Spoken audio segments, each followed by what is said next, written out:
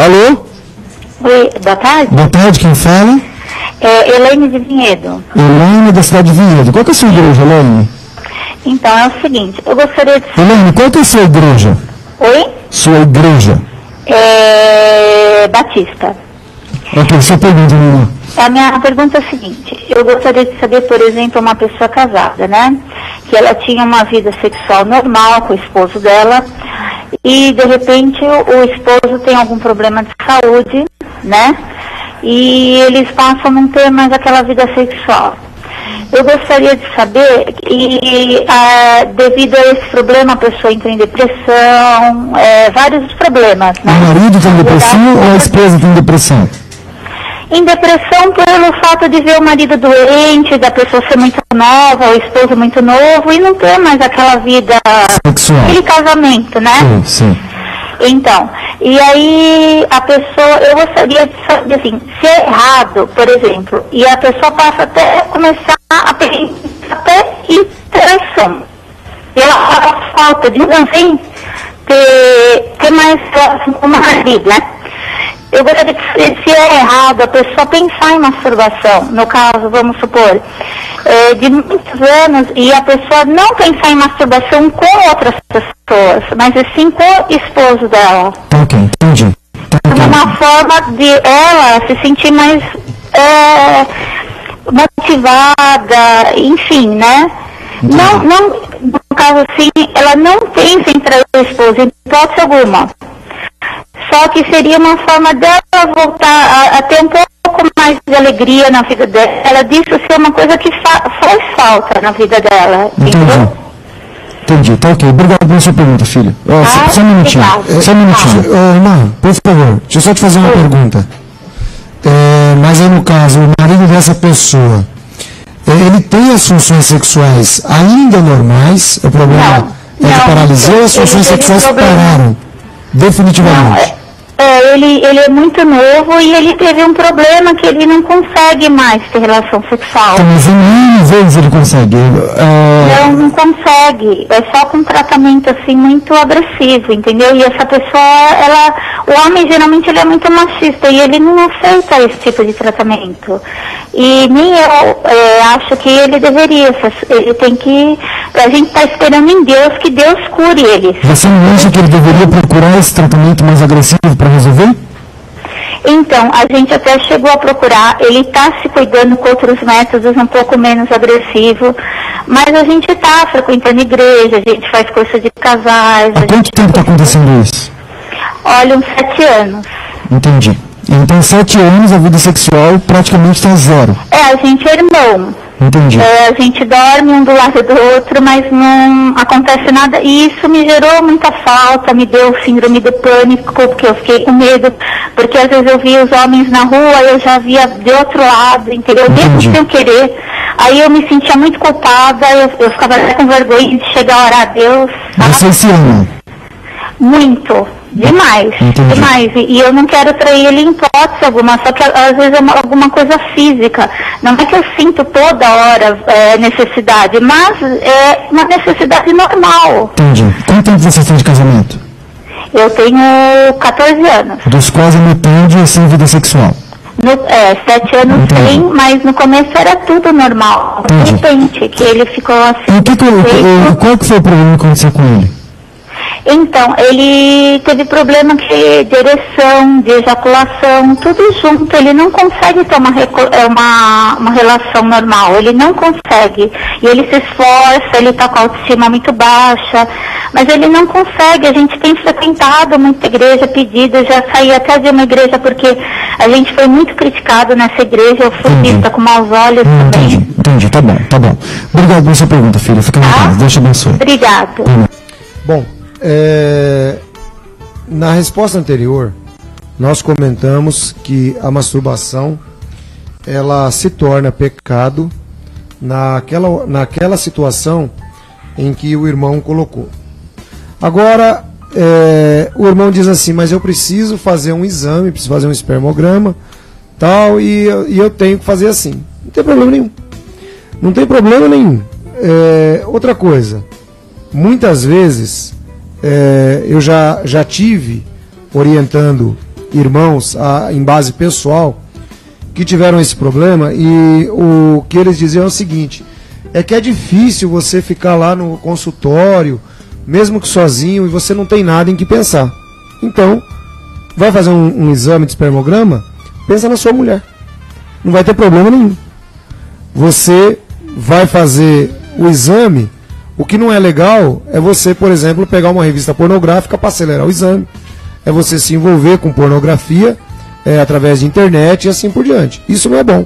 Agora você tem que ir lá com calma, entendendo, pessoal, que nós somos cristãos, mas não saímos ainda do invólucro de seres humanos. Nós somos seres humanos. Quer dizer, quantos procedimentos médicos tornam-se muitas vezes piores do que um espermograma, e às vezes o cristão tem que se submeter. Então, é meio complicado. Se fosse olhar dessa maneira, o cristão ele não poderia fazer o exame de toque, porque ele poderia achar que ele está se tornando homossexual. Entendeu? Para ver a questão da próstata. Então, vamos definir o que é linha médica e vamos definir o que é linha espiritual. Quando nós tratamos em linha espiritual, nós estamos tratando daquele cristão que não tem motivo nenhum, mas o camarada tem o vício de se masturbar, ele gosta, ele vê pornografia.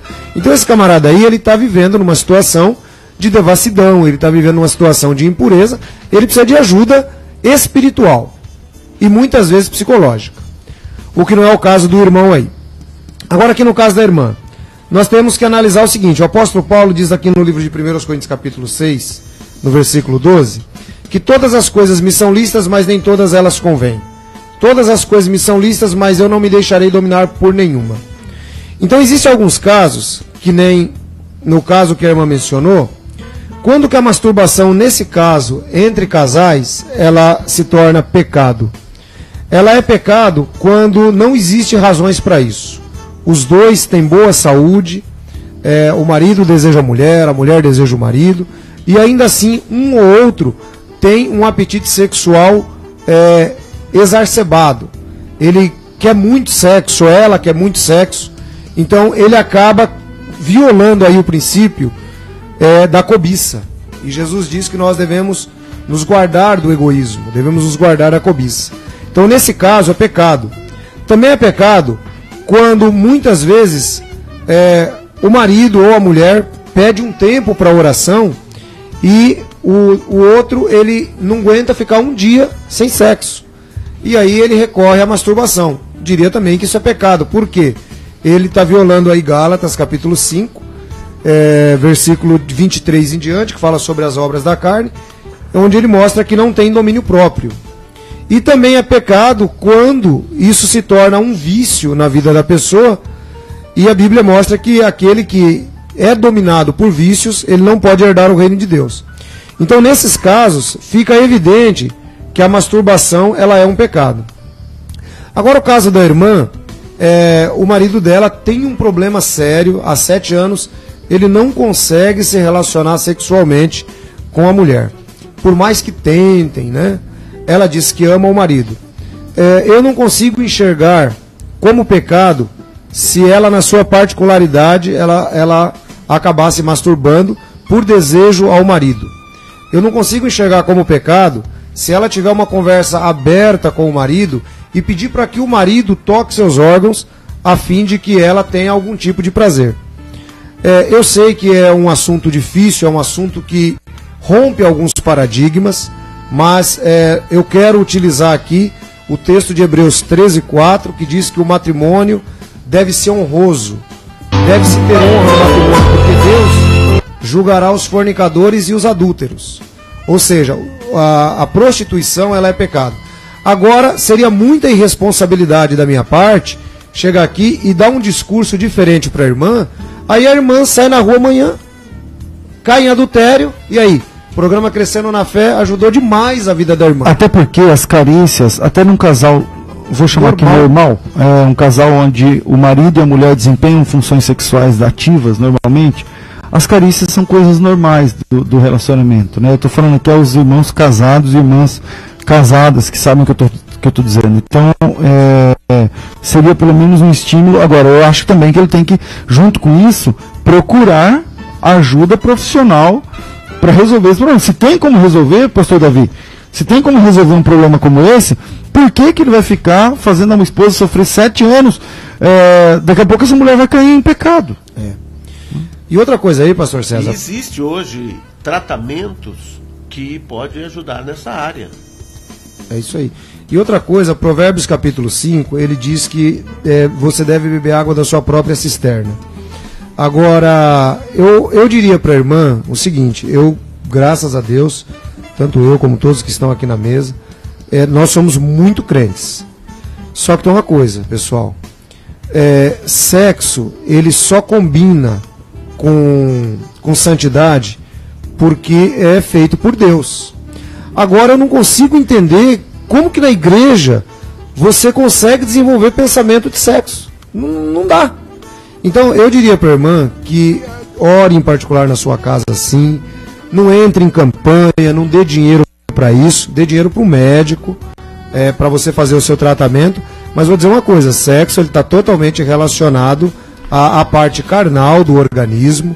Você deve, seu marido deve começar a analisar você como esposa, as fantasias do seu marido, você deve procurar dentro do leito conjugal satisfazê-las, para que vocês consigam desenvolver aí esse relacionamento. Grande parte disso aí também é medo.